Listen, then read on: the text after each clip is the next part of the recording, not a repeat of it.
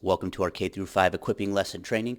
This will give you a really good understanding of what it takes to lead an equipping lesson in our K through 5 gathering. So let's start out with the heart. What are we trying to accomplish with our equipping lesson? The equipping lesson is a beautiful place where you're able to really share the insights, the giftings, the knowledge that God has given you, and you're able to release the children that are participating in the gathering to be more equipped in these certain areas. Here's the cool thing. There is not a super strong structure around this on what it needs to look like. So I want to start out saying that there is a lot of fluidity and flexibility with what this actually is. For some, it'll be really, really engaging to have some sort of slideshow that they're working through with the kids. Other people might want to throw on a video and have a discussion after. This is just an opportunity for you to bring some sort of intentional discipleship to the kids that are present. So let me walk through the steps of this and you'll get a little bit better of understanding of what this takes. So first off, preparing. You'll need to prepare ahead of time a lesson that's around 15 to 20 minutes. That seems to be the sweet spot in terms of the rest of the things that are going on a Sunday morning in our K through 5 gathering. That's about a good time frame for this to be able to happen. And with that, you want to make sure that you come prepared with, like I said, if you have slides, anything like that, if you have handouts, if you have any sort of material, make sure that you bring that with you to the K through 5 gathering.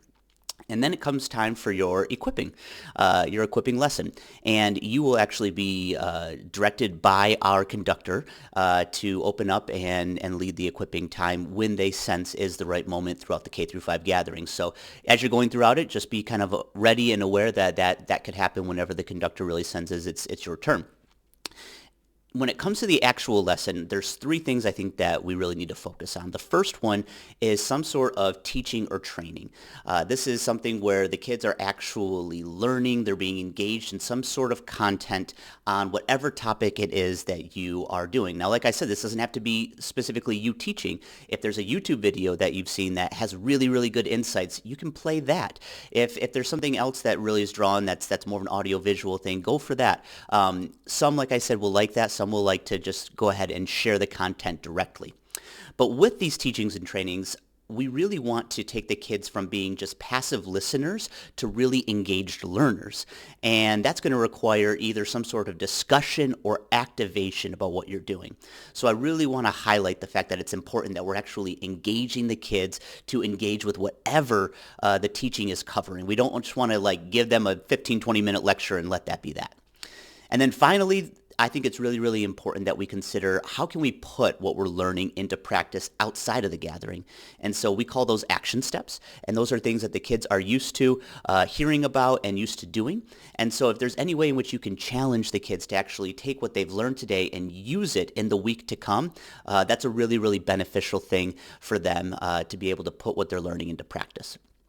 After you're done with the equipping lesson, I suggest that you do just a short commissioning. That sounds really formal, but really all it is just a time where you pray over the kids and you just invite the Lord to move in them, to work in them, to really to plant deeply the lesson that was learned in that equipping lesson. Commission them and tell them, you have this skill now. You have this training to do this thing. Use it now. If it was listening to God's voice, encourage them. Say, go sometime this week, get alone with God and listen to his voice. Journal about what he says.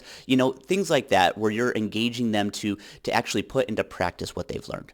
And then the final option is to communicate. And this is an optional thing. It'll be dependent upon how you feel what you want to do or not. But this is a time where you can actually reach out to their parents and say, hey, here's what we learned.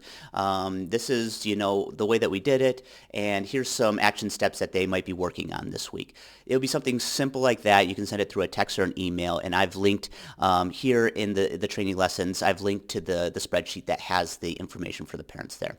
So that's about all that there is when it comes to the equipping lesson. This is something that, like I said, is sort of a cornerstone to the K through 5 gathering. It's a really important feature, and it's a real awesome opportunity for us as adults to really engage with the kids and lend the experience, the strength, the hope that we have in any certain topic to be able to transfer that to them. All right, thanks.